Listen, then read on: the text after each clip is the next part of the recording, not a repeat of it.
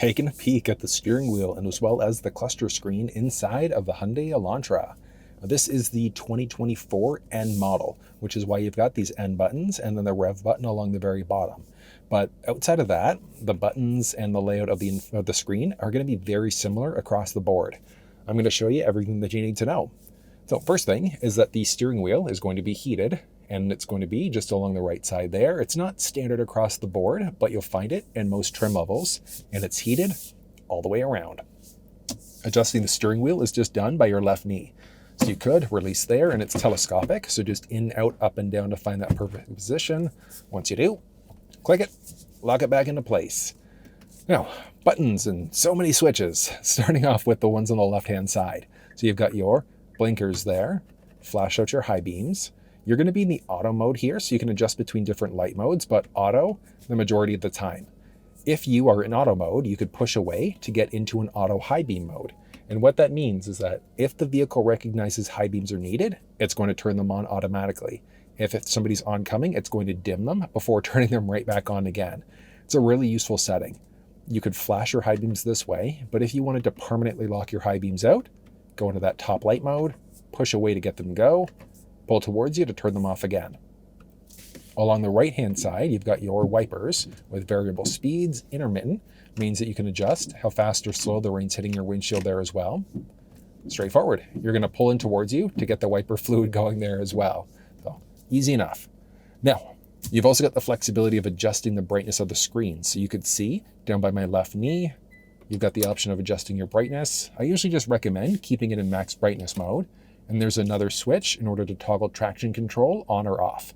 Really, the only time you're going to look at turning it off is if you're going to do some track usage, but if you are getting wheel slippage. So if you're using this as a year-round driver and you notice that you're not picking up traction in the snow, you could toggle your traction stability control on off that way if you'd like.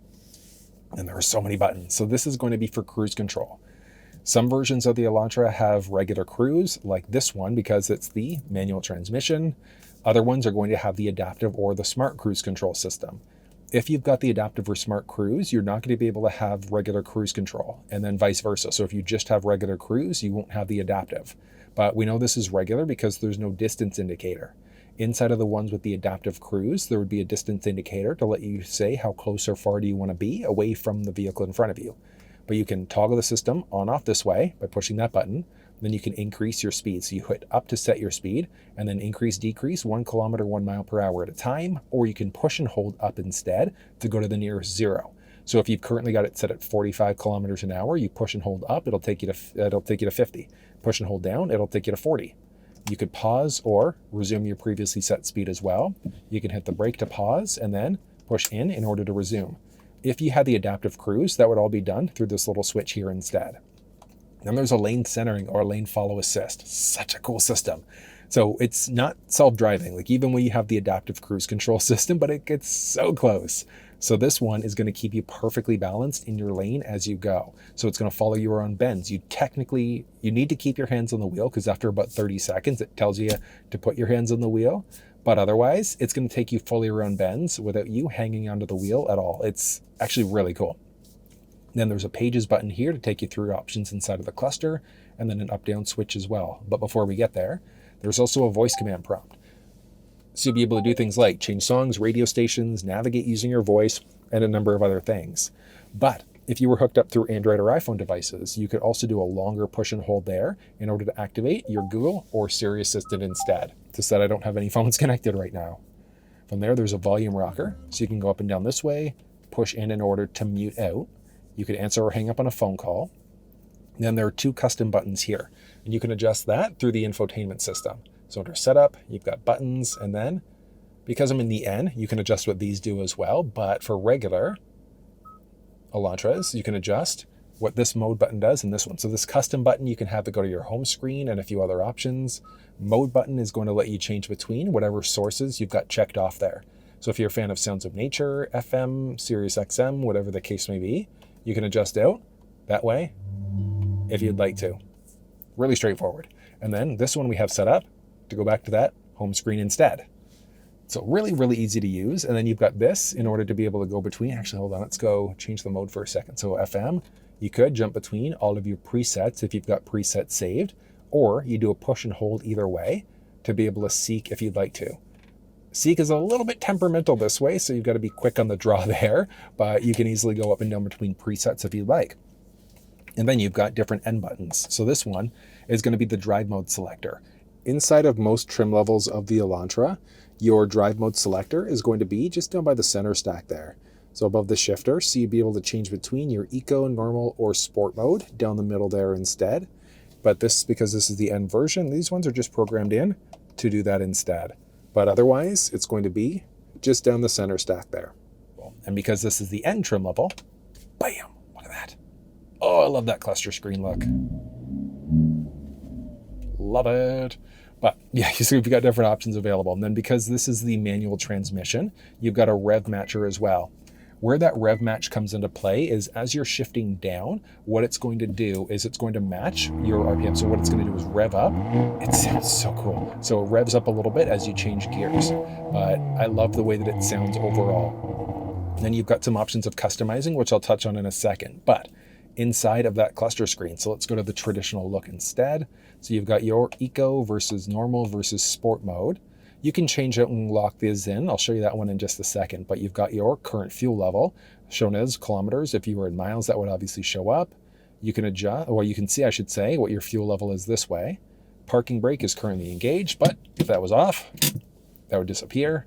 You've got your current speedometer, your tachometer, outside temperature, your current fuel economy. So right now I'm getting 10.5 liters per 100, and you can see that it's right at the 10.5 mark. So as your fuel economy gets worse in Canada, it'll go to the right. As it gets better in the States, it'll go to the right. And then it's the opposite way. If it gets better in Canada, it'll go to the left. But so many things. I love it. And then if you've got all of your different settings turned on, things like that, what gear are you currently in? So because this is the manual transmission, you've got your first gear, whatever the case may be. Actually, interesting. It doesn't show. Huh. Interesting. Just shows that when you're in neutral. I wonder if it's the same way for reverse now. You can see in this one, it's got the forward and reverse sensing system. So that's what those things are letting you know of. So as you get closer to obstacles, those show up.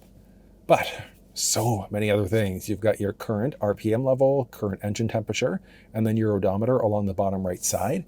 And then as you jump between different modes, so normal just shows nothing versus sport mode with that more aggressive look.